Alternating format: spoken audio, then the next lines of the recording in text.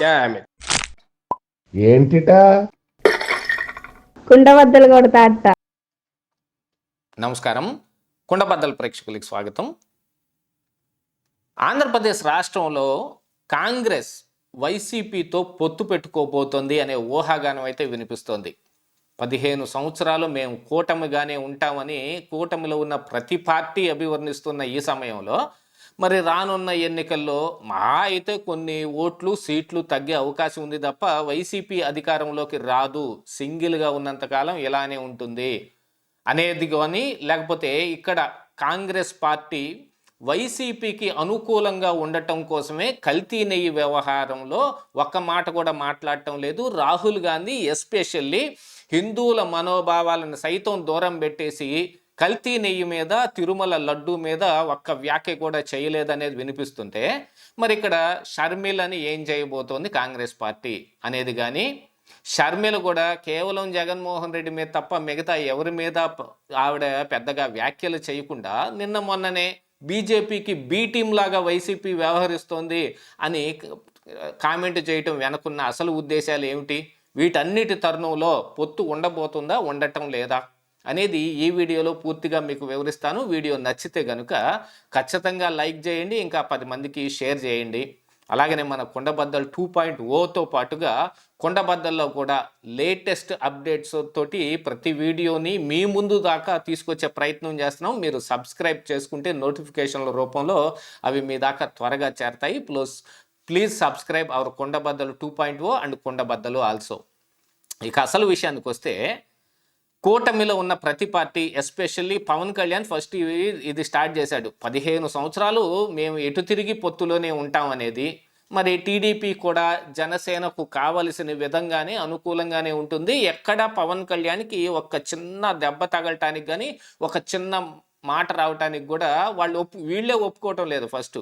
ఎందుకంటే నిన్న మొన్న జనసేనలో ఉన్న ఒక ఎమ్మెల్యే తాలూకు చాటుమాటు వ్యవహారాల మీద కూడా టీడీపీ ఏ రకంగా వ్యవహరించిందనేది చూసాం. కొన్ని చోట్ల క్రింది స్థాయిలో కొద్దో గొప్ప టీడీపీ నాయకులకో లేకపోతే జనసేన నాయకులకో పడకపోతున్నప్పటికీ వాటిని కూడా పూర్తిగా ప్రక్షాళన చేసుకోవడానికి విపరీతమైన ప్రయత్నం జరుగుతోంది. ఈ తరుణంలో వైఎస్ఆర్ కాంగ్రెస్ పార్టీలో ఒక చర్చ మొదలైంది. వీళ్ళు ఇదే రకంగా కూటమిగా 15 సంవత్సరాలు ఉంటే తిరిగి వైసీపీ గెలవటం ఎలాగా అనేది.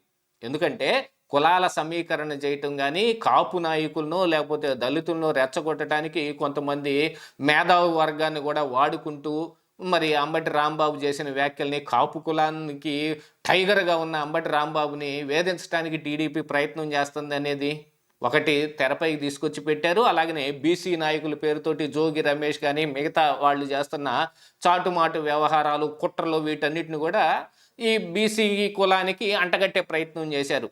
అంటే ఇటు కాపు కులం నాయకుల్ని, అటు బీసీ నాయకుల్ని బాగా ఆకట్టుకొని ఇటు కూటమి వైపు నుంచి లాగుదామనే ప్రయత్నం. కానీ అందరూ పొత్తుగా ఉన్నంత కాలం ఇది సాగే వ్యవహారం కాదని ఇది వైసీపీలో కూడా చాలామంది నాయకులు ఇప్పటికే అభివర్ణిస్తున్నారు. అలాంటి సమయంలో మరి సిపిఐ, సిపిఎం లాంటి పార్టీలు అనంటే వాటి ప్రభావం ఎంత ఉంటుంది, వాటితో పొత్తు పెట్టుకుని ఏం ఉపయోగం అనేది కూడా ఓ పక్కన కనపడుతుంటే, మరి ఇప్పుడు రాష్ట్రంలో కాంగ్రెస్ పార్టీ పరిస్థితి ఏమిటి? నిజంగానే ఇప్పుడు ఏ సిపిఎం, సిపిఐ లాగానే కాంగ్రెస్ పార్టీ కూడా ఉంది.